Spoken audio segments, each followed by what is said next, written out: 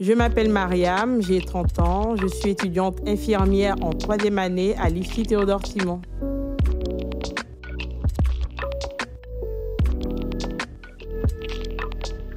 L'étudiant expert, un podcast original de l'IFITS. Un podcast par les étudiants infirmiers pour les étudiants infirmiers.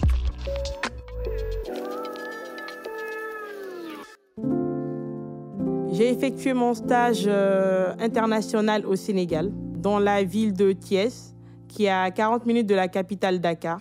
C'était un stage de 5 semaines.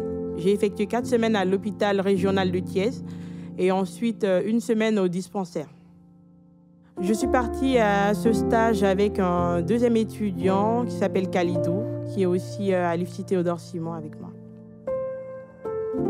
Ce projet s'est construit dans un cadre, on va dire, personnel.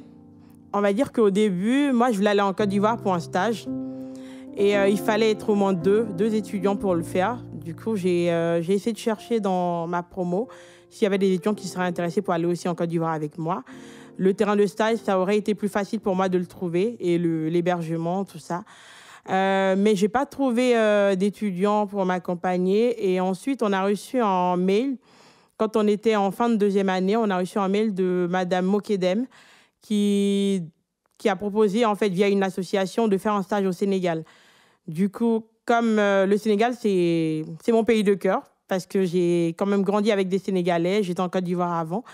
Et du coup, j'ai dit, bon, pourquoi pas. C'est l'occasion pour moi de partir découvrir ce beau pays. Alors pour les stages à l'étranger, donc, ils sont présentés dès l'entrée en formation, on va dire. Après, c'est plus spécifiquement au cours de la 2e année. Donc il y a une présentation générale faite par les formateurs référents. Et il y a une présentation du retour d'expérience, enfin d'un retour d'expérience présenté par les étudiants de 3e année qui ont réalisé ce stage à l'étranger. Suite à ça, les étudiants intéressés doivent adresser, avant la fin juin, on va dire, une lettre motivée qui présente leur objectif, le lieu et les modalités en fait, du stage qu'ils souhaiteraient réaliser. Donc soit un stage institutionnel, soit ils s'inscrivent dans un stage institutionnel, soit un stage avec une association qui propose de telles opportunités, soit un stage qui, en gros, montent eux-mêmes. Et souvent, ça part d'une dynamique familiale de l'un ou de l'autre des étudiants. Une fois les lettres reçues, les étudiants... Ce qui m'a poussée à m'engager sur ce stage hors Union européenne, c'est parce que de base, je suis ivoirienne, je suis née en Côte d'Ivoire, j'ai grandi là-bas. Presque toute ma famille y est. Et je suis née dans un contexte dans lequel on va dire ma famille est dans le paramédical. C'est ce qui m'a poussée déjà à faire infirmière. Et j'ai pour ambition de retourner en Côte d'Ivoire un jour, je ne sais pas quand, mais un jour, pour reprendre cette relève familiale, ouvrir un dispensaire et puis être infirmière dans ces dispensaires-là. Avant la réalisation de ce projet, j'avais comme représentation que c'est un pays africain qui a plein de ressources. Je savais un peu que c'était un peu compliqué pour la population, vu que j'ai grandi en Afrique, mais je voyais pas tout clair en fait. J'étais un peu dans le déni de la population c'est difficile, mais ils s'en sortent quand même. Avant de partir ce stage, je me disais que ça allait m'apporter énormément de choses sur ma pratique infirmière ici en France, parce que j'ai toujours entendu parler des soignants en Afrique, comme quoi c'est les bosseurs, ils font beaucoup d'actes, ils pratiquent beaucoup par rapport à nous ici en France qui sommes un peu limités. Du coup, je me disais peut-être là-bas, je vais apprendre plus de choses que quand je suis en stage en France.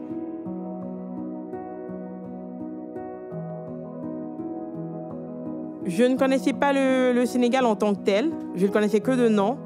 Parce qu'en Côte d'Ivoire, j'ai grandi avec plein de Sénégalais, j'avais plein d'amis sénégalais qui partaient en vacances au Sénégal plein de fois. Du coup, ils me parlaient du Sénégal. Et même quand il y a des fêtes sénégalaises, j'y assistais aussi avec eux. Donc, on va dire, je connaissais le Sénégal de nom. J'avais un peu vu leurs coutumes. Mais c'était pas la même chose que quand on le connaît de nom et quand on arrive sur place. Voilà, c'était pas pareil.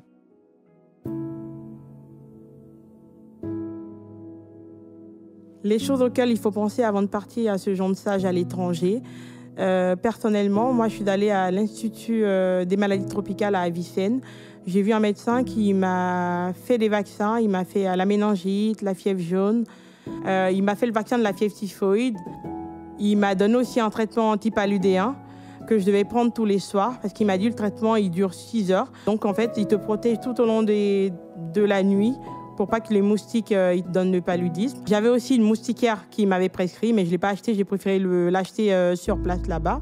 Je me suis assurée que mon passeport il est valide au moins 6 mois après mon départ, parce que ça aussi, on le vérifie aussi à l'aéroport, donc on peut recaler une personne par rapport à ça. Il n'y a pas besoin de visa pour le Sénégal.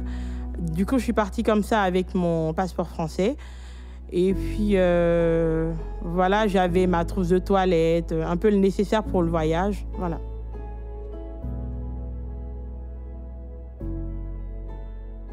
Pour la préparation de ce stage, je savais un peu ce qui se passait au Sénégal, mais je suis quand même allée sur Internet, regarder c'est situé vraiment où le Sénégal, qu'est-ce qu'ils ont comme culture, qu'est-ce qu'ils parlent là-bas comme langue. Je me suis renseignée aussi auprès de mes amis qui étaient avec moi en Côte d'Ivoire, qui, pour certains, sont retournés au Sénégal. À l'IFSI aussi, il y a les bibliothécaires qui nous ont fait aussi un PowerPoint pour nous expliquer pour chaque destination. Du coup, j'ai su beaucoup de choses comme ça sur le Sénégal. Et aussi à l'IFSI, avant de partir, en fait, pendant que nos autres collègues y vont en stage, nous, on est à l'IFSI, on a une semaine de préparation avec Madame Kinitia, Madame Pichard. On a eu des fois, on est parti dans des associations.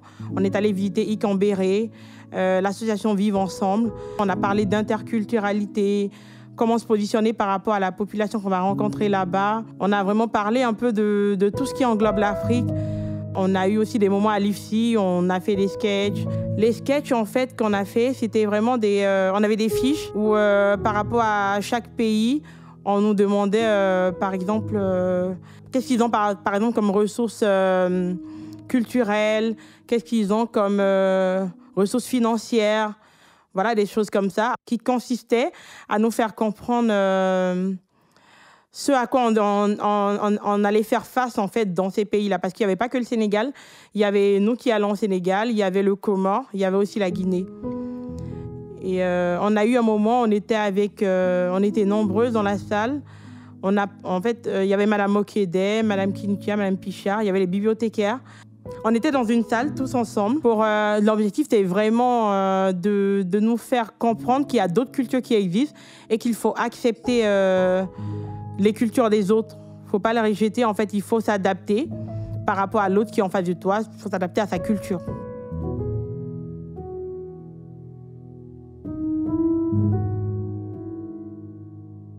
Il faut savoir que moi, je suis partie via une association. Je suis partie le 3 février au Sénégal. C'était un vol du matin. Je suis arrivée l'après-midi, je crois vers 16h. Et on a été accueillis, mon binôme et moi, par le responsable de l'association. L'aéroport, c'est à Dakar, la capitale. Du coup, il nous a récupérés à l'aéroport. On est allé à la ville de Thiès, qui fait 40 minutes de l'aéroport. Du coup, le week-end, on a visité un peu la ville avec le responsable. Et ensuite, le lundi, on a commencé le stage. Il nous a accompagnés à l'hôpital régional de Thiès. Il nous a présenté au responsable là-bas de l'hôpital.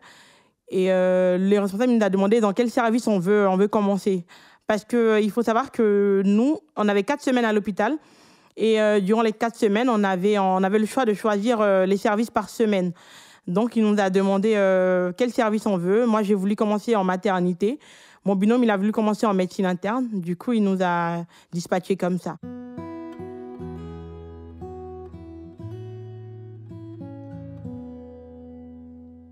Quand je suis arrivée, j'étais très contente parce que je me suis dit, enfin, le stage, il débute, on va pouvoir faire tout ce qu'on doit faire.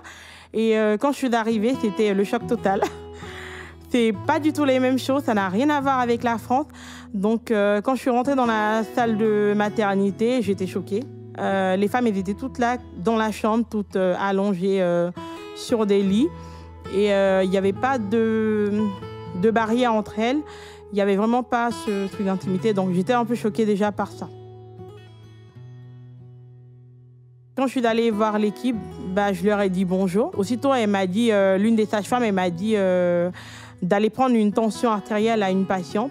Elle m'a dit son nom, elle m'a dit où est-ce qu'elle est. Je suis allée. Quand je suis arrivée, j'ai dit bonjour à la patiente. Elle ne m'a pas répondu. Donc, je me suis dit, bon, c'est bizarre quand même. Donc, je me suis dit peut-être qu'elle a mal, comme c'est une femme qui est sur le point d'accoucher. Donc, je suis retournée aller voir la sage-femme.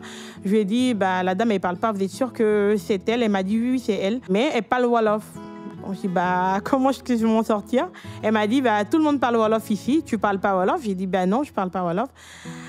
Mais après, je me suis rappelé que dans mes recherches sur le Sénégal, ça a été dit que c'est un pays qui parle français, mais la population parle plutôt Wolof que le français. Du coup, j'ai dit salam alaikum, comme on le dit chez eux. Donc, c'est là qu'elle m'a répondu. Et l'attention, je n'ai pas pu le dire. Donc, je l'ai fait sans le dire. Alors qu'en France, on nous apprend qu'il faut demander d'abord le consentement du patient. Donc, il y avait ce côté-là qui me dérangeait un peu, de ne pas lui demander son consentement parce qu'il y avait cette barrière de la langue. Donc, ça m'a dérangé un peu. Après, on m'a demandé de faire une prise de sang. Il n'y avait pas de bracelet d'identification. Je ne savais pas comment faire. Donc, c'était un peu difficile pour moi ce premier jour-là. Et même les prises de sang, ce n'est pas le même matériel. Eux, ils le font là-bas avec des seringues et des aiguilles. Voilà, ils piquent directement pour récupérer le sang. Et après, on achemine au labo, on écrit le nom de la patiente et puis directement au labo. Donc, il y avait ça. Les accouchements aussi, quand je suis allée en salle d'accouchement, c'était les grandes salles avec 4 lits. Et toutes les femmes, elles se voyaient entre elles, en fait. Donc, il y avait les familles des femmes enceintes qui étaient dehors. Dès qu'il y a une dame qui accouche, on part voir sa famille, on récupère les affaires, tout ce qu'il faut pour le bébé. On habille le bébé et ensuite la femme, elle part. Il n'y a pas ce truc pour la laisser hospitaliser quelques jours pour voir si tout va bien, si le bébé va bien. Non, ça se fait directement. Et là-bas, j'ai constaté aussi que c'est la famille qui achète tout. Tous les matériels de soins, on fait des ordonnances. Et là-bas, c'est les infirmiers qui font les ordonnances, qui remettent à la famille et qui achètent tout. Donc, moi, c'était vraiment ça qui était mon choc à la maternité. Mais ce qui m'a choqué encore plus, c'est que, par exemple, il y avait un accouchement où il y a une dame... pendant qu'on la préparait. Moi, j'ai dit, mais à l'entendre vomir, on m'a dit, oui, c'est pas grave, ça arrive. Et puis, ensuite, on est allé avec elle en salle d'accouchement et elle n'arrivait pas à accoucher. Donc, il y avait l'ASH qui faisait le ménage, qui a posé son balai, qui a mis des gants et qui est venu faire accoucher la dame. Effectivement, elle a réussi. Elle a sorti le bébé. Ensuite, elle a repris son balai et puis elle a continué son travail. Donc, moi, j'étais très choquée. Après, je suis allée dans la salle avec les bébés, à la nurserie. Et j'ai vu une sage-femme là-bas et je lui ai posé la question, mais pourquoi est-ce que c'est l'ASH qui a fait et tout? Elle m'a dit, oui, ici, tout le monde sait faire accoucher, même les infirmiers. Donc, j'ai compris que là-bas, tout le monde fait tout, quoi, voilà. Donc, il y avait ça qui m'avait... Ça m'avait beaucoup choquée, en fait. En maternité, je ne trouvais pas vraiment ma place. Il y avait ce choc-là qui me travaillait. Je n'arrivais pas à me sortir toutes ces images que j'avais vues dans la tête. Du coup, je n'arrivais pas à me familiariser vraiment avec les soignants. J'essayais quand même d'aller vers eux. Il y avait beaucoup d'étudiants infirmiers, sages-femmes, étudiants en médecine. Et avec les étudiants, je m'entendais quand même bien. Mais les soignants, je n'arrivais pas à les comprendre. Je n'arrivais pas à me faire vraiment ma place dans l'équipe. Voilà, du coup, en maternité, j'ai fait que 3 jours. Pour vous dire honnêtement, j'ai fait 3 jours. Ensuite, je suis restée à la maison pour travailler un peu sur mon mémoire. Et la semaine d'après, je suis allée aux urgences.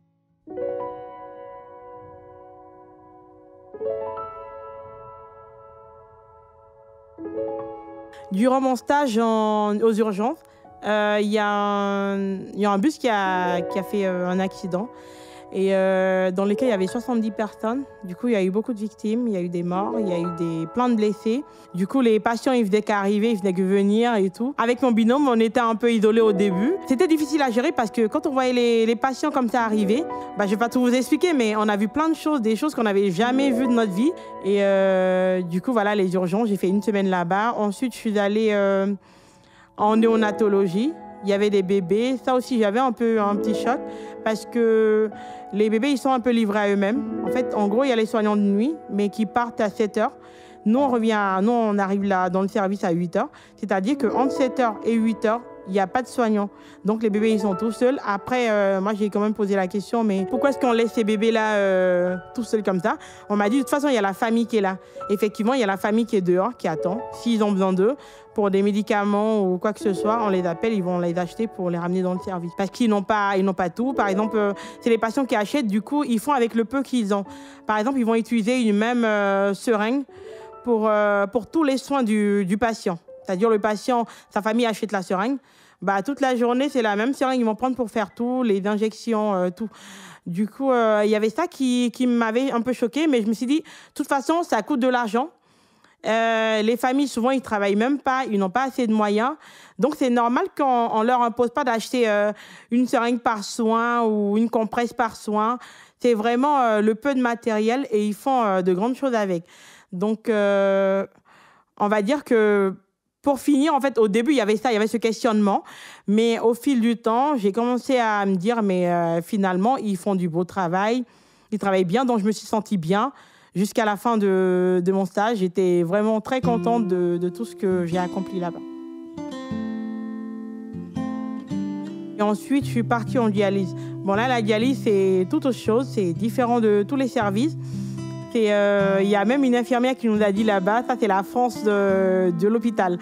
Parce que là-bas, ils ont tous les matériels. Les patients, ils viennent, ils sont soignés gratuitement. C'est pris en charge par l'État. C'est pas comme les autres services où quand un patient il n'a pas d'argent, il ne fait pas soigner. Mais en dialyse, c'était tout le contraire. Donc, j'ai beaucoup aimé. Par contre, ce qui m'a un peu choquée aussi en dialyse, c'est le fait qu'il y a beaucoup de jeunes qui viennent se faire dialyser. Ce n'étaient pas des personnes âgées forcément, c'était vraiment beaucoup de jeunes, on va dire, entre 20 ans et 30 ans à peu près. Donc, on a posé la question au médecin, il nous a dit que c'est dû à l'alimentation. Parce que là-bas, on s'est rendu compte qu'ils mangent aussi trop épicé. Il y a beaucoup de diabète, d'hypertension, tout ça. Donc, voilà un peu ce que j'ai fait à l'hôpital. Et mon binôme, il m'aidait beaucoup parce que la première semaine, moi, j'étais en maternité. Lui, il était en médecine interne. Et les dernières semaines, on les a tous fait ensemble dans les mêmes services. Ensuite, après les 4 semaines, je suis allée en dispensaire avec mon binôme. Et le dispensaire, il appartenait au père du responsable de l'association. C'est un infirmier à la retraite, mais qui a voulu continuer à soigner les gens. Donc, les gens, ils viennent pour dépistage de diabète, d'hypertension, pour des sutures, pour la circoncision, pour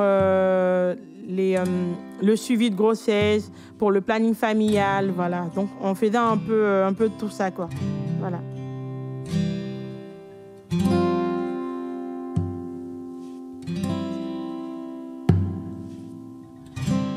Ce qui a été le plus facilitant pour moi lors de ce stage, c'est déjà mon binôme. Parce qu'il m'écoutait beaucoup. Je parlais tout le temps, donc il écoutait tout ce que j'avais à dire, toutes mes émotions, je lui parlais de tout. Il y avait ce côté-là. Et aussi, à l'hôpital, les soignants, ils étaient aussi très à l'écoute. Quand on arrivait dans le service, en fait, tous les lundis, on allait avec le responsable de l'hôpital qui nous présentait à la carte de santé. Eux, là-bas, la carte, ils disent plutôt major. On va dire le major du service. Et elle qui nous présente à l'équipe. Et dès qu'elle nous présente, ce sont des étudiants qui viennent de la France. Mais elle disait quand même nos origines. Parce que moi, je suis ivoirienne, mon collègue, il est mauritanien. Du coup, elle disait un peu nos origines. Donc, en général, on trouvait souvent des gens qui venaient du même pays que nous.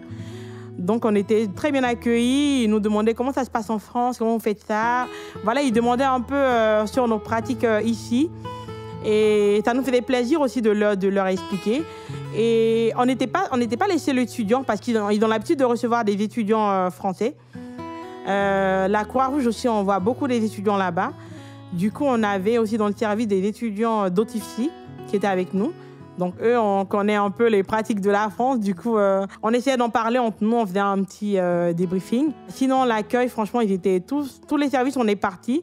Ils étaient toujours très contents de nous avoir. On discutait vraiment, il n'y a pas ce stress qu'on a souvent quand on est en stage en France, de dire, l'infirmière, c'est pas ma copine. Donc, j'ai peut-être pas le droit de lui parler de ça, de lui parler comme ça ou comme si. Là-bas, il n'y a pas cette barrière-là. J'ai pu bien m'entendre avec tout le monde Et puis, c'est ça qui a été facile pour moi. Ça fait que quand je me levais le matin, je n'avais pas ce stress de me dire, je vais au stage, peut-être que l'infirmière va se fâcher. Non, je n'avais pas ce stress-là. J'allais tranquille, sereine, et puis tout se passait bien jusqu'à mon retour à la maison.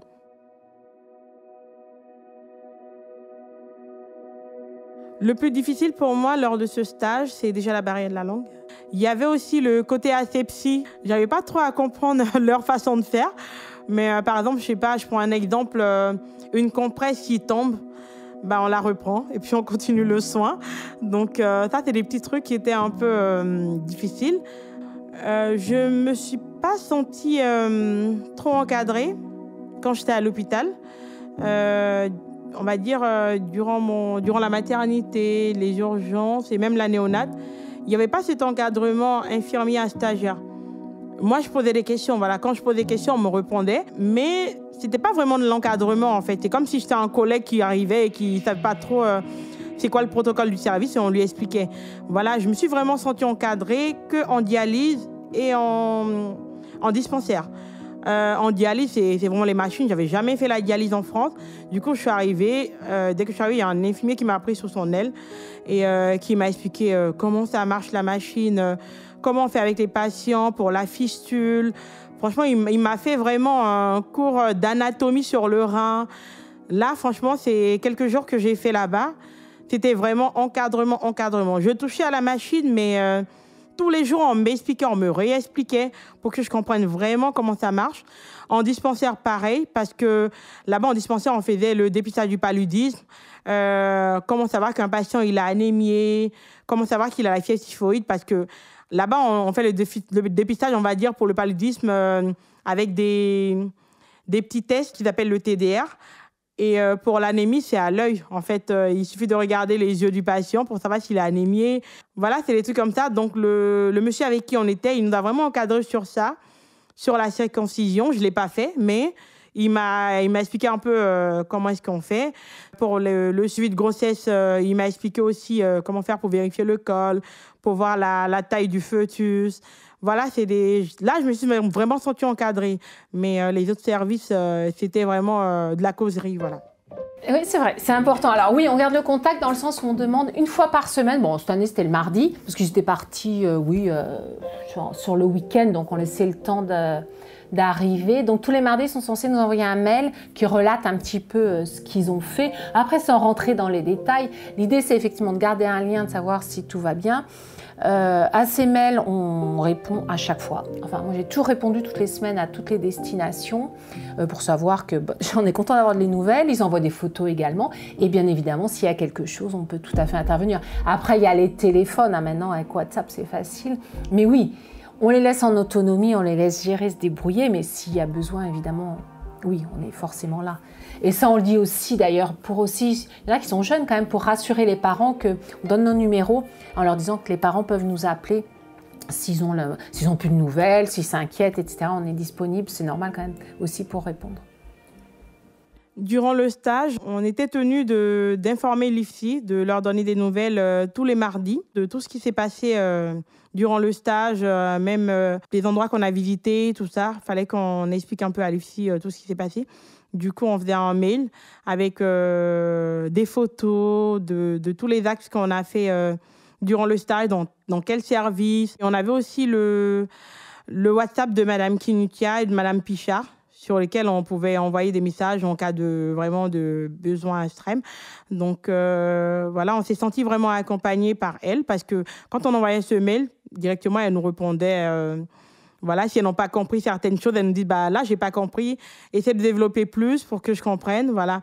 Et les photos, souvent aussi, on les mettait aussi sur, pas nous, mais l'IFSI, les mettait sur le Facebook de l'IFSI ou Instagram. Voilà. J'ai pas eu le besoin de les contacter, on va dire, pour leur parler d'une situation qui m'a choquée. Non. J'ai vraiment contacté Madame Kinutia que le jour où je devais venir en France, parce qu'il y a eu un souci de vol. Donc, c'est là que je lui ai envoyé un message voilà, pour lui dire que le vol il a été annulé. Et puis voilà.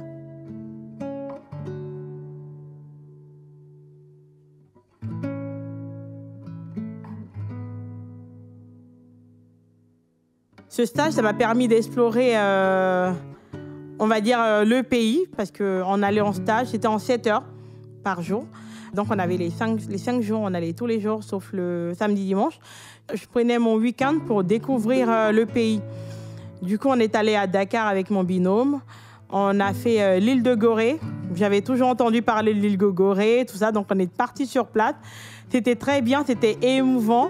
Quand on est arrivé sur l'île, il y avait des guides qui expliquaient un peu comment ils sont arrivés, ces Africains-là, sur cette île de Gorée, comment est-ce qu'on les a déportés. Il y avait ce côté vraiment qui m'a beaucoup émue, mais en même temps qui m'a plu. J'étais fière d'avoir découvert l'île de Gorée. Ensuite, on est allé dans Dakar. On a vu le monument de la Renaissance qui englobe plein de pays, je crois 33 pays africains, qui ont tous contribué pour faire ce monument, pour dire enfin l'Afrique, elle renaît. Après, on est parti aussi à...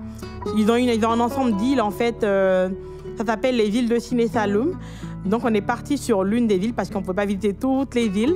Du coup, on est parti, nous, sur l'île de Falia. Donc, quand on est arrivé sur l'île de Falia, on était tellement contents.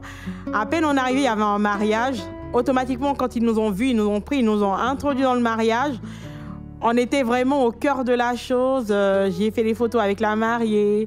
Franchement, la famille, ils nous ont très bien accueillis. C'est lors du mariage qu'il y a un petit garçon qui m'a donné un coquillage, je ne sais pas, pour me dire bonne arrivée ou je ne sais pas, mais il me l'a juste remis et puis il est parti. Il a couru, il est parti. Donc, on a visité l'île. On a fait, je crois, une journée là-bas. Une autre fois, on est parti aussi à Mbour. On est parti visiter une pouponnière. Là, on était un peu trop triste parce que c'est quand même un orphelinat avec beaucoup d'enfants, je crois une centaine d'enfants.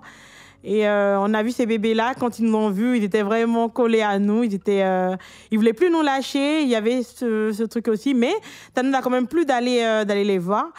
Et après, on est parti sur une plage. Là-bas, on a dormi dans un hôtel là-bas. Donc, c'était aussi une super plage, une très belle plage. Donc, on a visité un peu ça. Et puis après, on a fait aussi le tour de la ville. On ne s'est pas vraiment arrêté, mais ça a été un plus pour ce stage.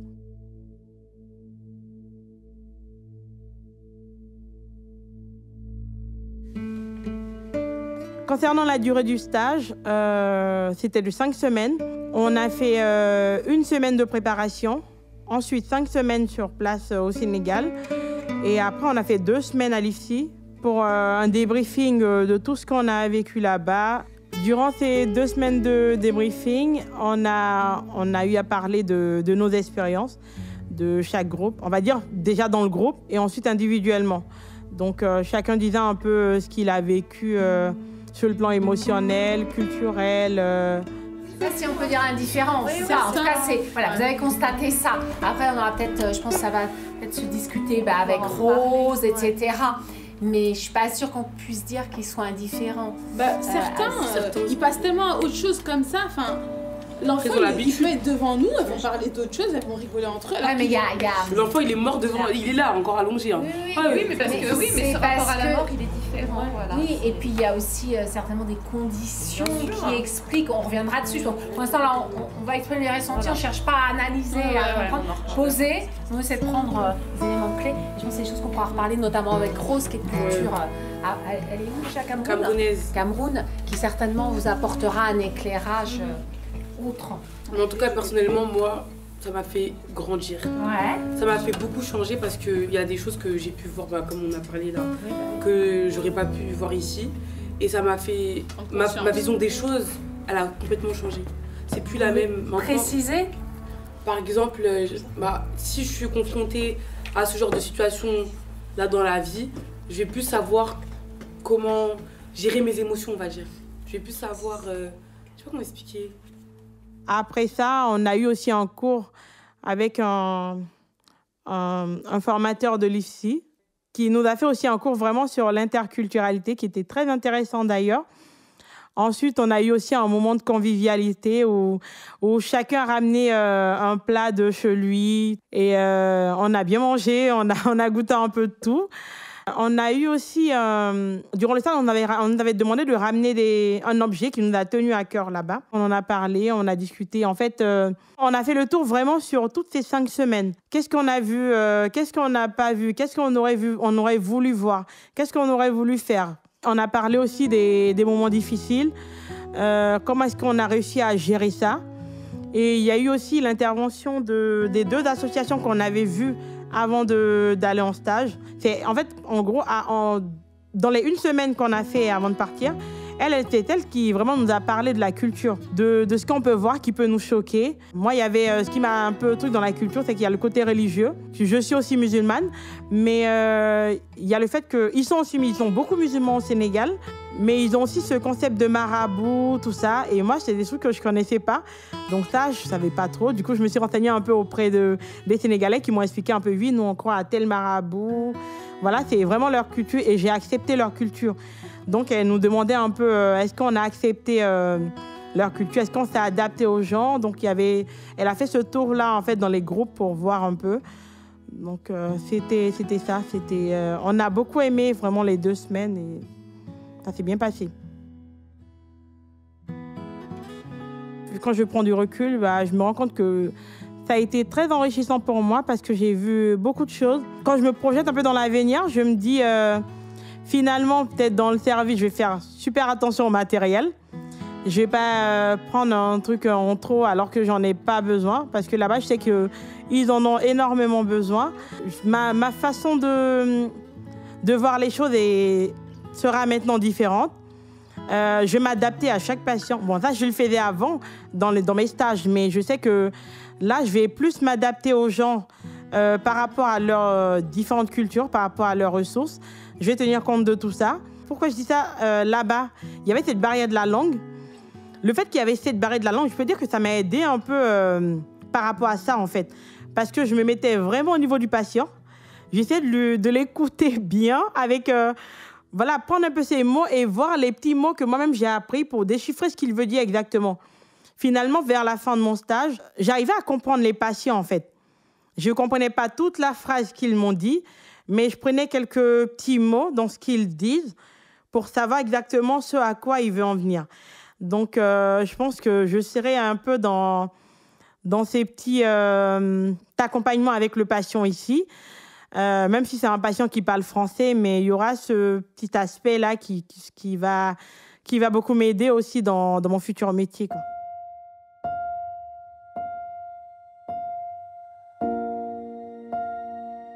Sur le plan financier, j'ai vu qu'on avait fait un projet de stage à l'étranger à l'IFSI. On nous demandait plein de choses, par exemple pour le billet d'avion, l'hébergement, l'association. Avant de partir, on a payé les frais de stage de 200 €. Dès que j'ai vu le côté budget, j'ai demandé à l'IFSI, est-ce que c'est nous qui prenons en charge? Finalement, on nous a expliqué que oui, tout est à notre charge. Du coup, moi, j'ai commencé à me faire des sous, quitte à faire des vacations pour avoir de l'argent de côté.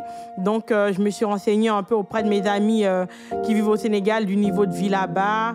Donc, moi, personnellement, j'avais un budget de 1 500, y compris le billet d'avion. Et le billet d'avion, j'ai pris un vol, je crois que je l'ai payé à peu près 600 €. Il y avait aussi l'assurance parce que l'IFSI, on demande aussi une assurance annulation, tout ça. Donc, c'était inclus dans le billet. Donc, du coup, j'ai payé à peu près 600 € pour le billet. Ensuite, il y avait le transport là-bas. La nourriture, c'était pris en charge par l'association, mais pas tout le temps. Les escapades un peu qu'on faisait, c'était dans mon budget. Donc, après, il y avait des petites choses que j'ai fait en plus. J'ai rajouté un budget de 100 €. Donc, en gros, on va dire, moi, pour partir, j'avais 1 600 €. Je ne sais pas pour mon binôme, mais moi, c'était, quand j'ai calculé, ça m'a fait 1 600 € pour tout.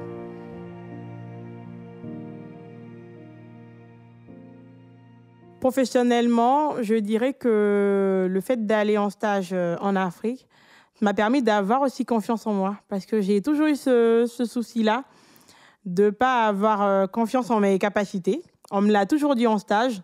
En général, on me le reproche vraiment à tous mes stages. On me dit, on sait que tu as des connaissances, mais tu as peur de le dire. J'avais toujours cette appréhension-là. Ça m'a permis d'être plus détendue. J'appréhende plus le prochain stage qui arrive parce qu'on a encore un dernier stage avant la diplomation. Du coup, je me dis, là, je vais la tête haute, je vais sereine. Donc, le fait aussi d'avoir appris plein de choses que je n'avais pas appris peut-être sur le terrain ici, par exemple, durant tous mes stages, je n'ai pas vraiment fait de prise de sang.